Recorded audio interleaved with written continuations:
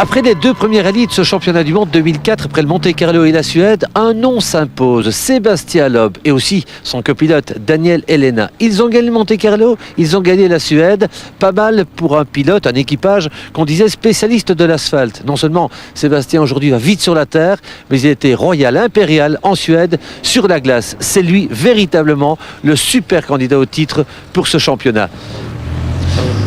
Mais quelle est jolie cette coupe de vainqueur du rallye de Suède, pour la première fois gagnée par un non-scandinave. Ouais, par un équipage mixte, franco-monégasque. Hein, mais non scandinave. Ah non scandinave, non, latin. En plus, moi latin du Sud, encore plus chaud. Quelle satisfaction.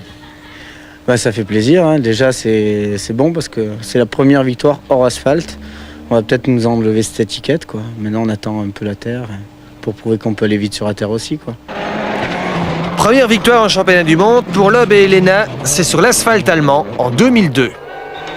Deuxième victoire, le Monte-Carlo 2003. Sébastien s'impose devant ses prestigieux coéquipiers de chez Citroën, Colin McRae à gauche, Carlos Sainz à droite. Troisième victoire, à nouveau l'Allemagne, 2003, toujours sur l'asphalte.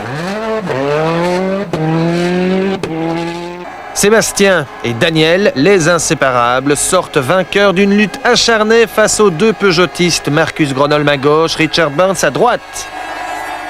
Quatrième victoire, à nouveau sur l'asphalte, le San Remo 2003.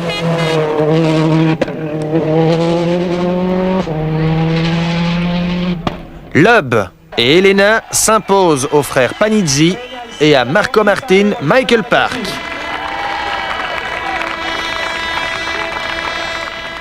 Dixième du championnat 2002, Sébastien termine vice-champion du monde en 2003. L'évolution est spectaculaire, mais il lui manque encore une victoire hors asphalte. Pourtant, le déclic a bien lieu. En témoignent ses deux deuxièmes places en Australie et en Angleterre l'an dernier.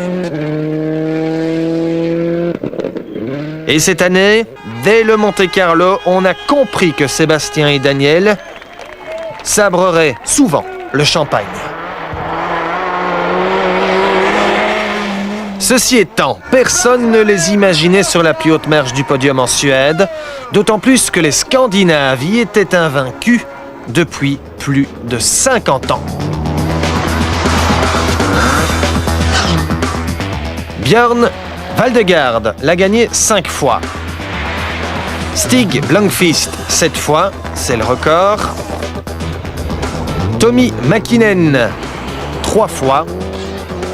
3 victoires également pour Marcus Gronholm. Et aujourd'hui, Loeb et Elena.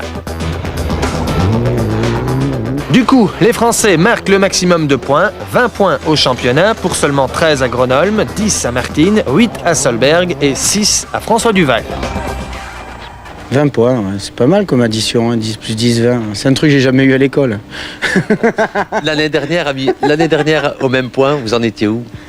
L'année dernière, on était à 12 points. On avait marqué 2 points, on avait fini 7e, ce qui était pas mal déjà. On était bien content de ramener 2 points d'ici, quoi. L'année dernière, Citroën d'ailleurs pensait plutôt à Carlos Sainz ou à Colin McRae qu'à vous, il faut le dire. Aujourd'hui, on pense à fond à vous. Bon, on pense aux deux parce que Carlos a fait un très très beau rallye. Il a été malchanceux hier et aujourd'hui. Il méritait de finir sur le podium, je pense, vu les performances qu'il a fait. Donc Citroën a un très très bon team, deux bons pilotes. Donc je pense que c'est une bonne formule, quoi. Une bonne formule qui permet à Citroën de prendre également la tête du championnat constructeur devant Ford et Peugeot. On va essayer de faire pareil au Mexique. Ça serait pas mal, hein, jamais 203. Hein. Non. Cependant, vous gardez les pieds bien sur terre, comme cette coupe qu'elle a à vos pieds, hein, c'est bien symbolique. Hein. La coupe et la coupe dans la neige, les pieds bien cramponnés. C'est une force de Sébastien de rester cool, les pieds sur terre. Sa force, c'est qu'il faut regarder maintenant Monte-Carlo Suède, c'est le seul à ne pas avoir fait de faute sur les 2 rallyes. Tout le monde a été à la faute sur les 2 rallyes, donc ça c'est important. Il faut être régulier, propre, faire des temps, parce que bon, faut les faire les temps quand même, hein, faut se battre. Donc c'est bien, maintenant il faut continuer dans cette optique-là. Celui qui fera le moins de fautes cette année, je pense qu'il décrochera la timbale.